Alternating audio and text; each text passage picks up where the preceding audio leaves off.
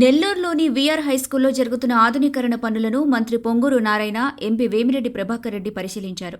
ఈ సందర్భంగా స్కూల్లో జరుగుతున్న అభివృద్ధి పనులను అధికారులను అడిగి తెలుసుకున్నారు. ప్లేగ్రౌండ్ ఏర్పాటుపై మంత్రి, ఎంపీలకు అధికారులు వివరించారు.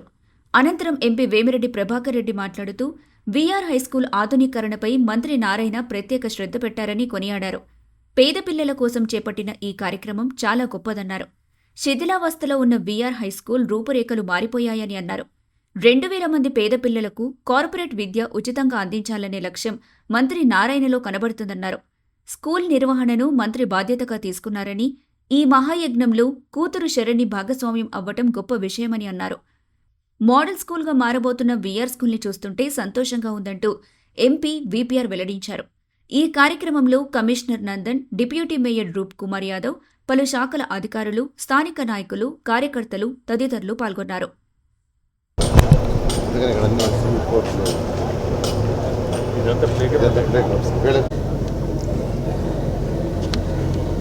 అందరికీ నమస్కారం. ఈరోజు ఇప్పుడే జిల్లా మహానాడు పూర్తి చేసుకుని వస్తున్నాం. అద్భుతమైన కార్యక్రమం.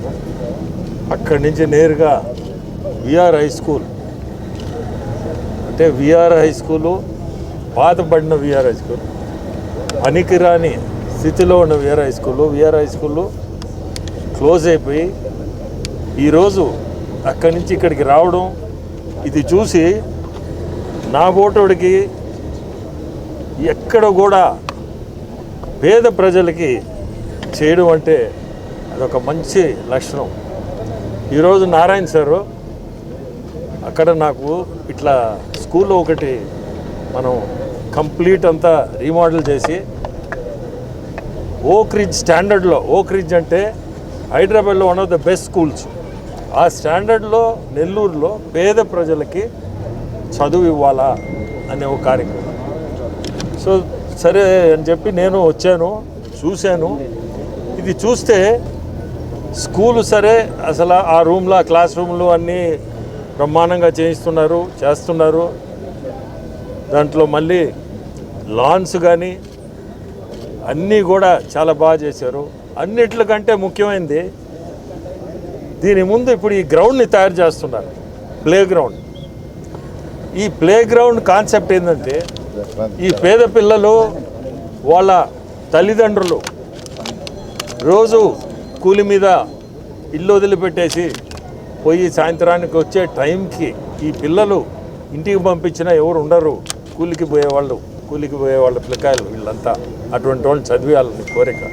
సో ఈ గ్రౌండ్ కూడా తయారు చేసి వాళ్ళ పిల్లల పేరెంట్స్ 6కి వస్తారో, 5కి వస్తారో, 6కి వస్తారో, అప్పుడు దాకా ఏదో వాళ్ళని ఖాళీగా ఇంటికి పంపించలేకుండా ఇక్కడనే ఈ ప్లే గ్రౌండ్ ఒకటి తయారు చేసి వాళ్ళని ఆ టైంకి ఇంటికి చేరేటట్టుగా ట్రాన్స్పోర్ట్ ప్రొవైడ్ చేస్తున్నారు. Free transport, morning breakfast, snacks అన్నీ కూడా మొత్తం ఫ్రీ ఆఫ్ కాస్ట్. సార్ వాళ్ళ అంటే రెస్పాన్సిబిలిటీ కూడా ఉండాలి, చేయడం వదిలేయడం అనేది కాదు. రెస్పాన్సిబిలిటీ అనే దానికి ఆయన సొంత చిన్న కూతురు శరణిని ఇన్వాల్వ్ చేసి పెడుతున్నాడు. అది కూడా ఒక మంచి, ఎందుకంటే మన రెస్పాన్సిబిలిటీ చేసేసి వదిలేయడం అంటే రెస్పాన్సిబిలిటీ కాదంట.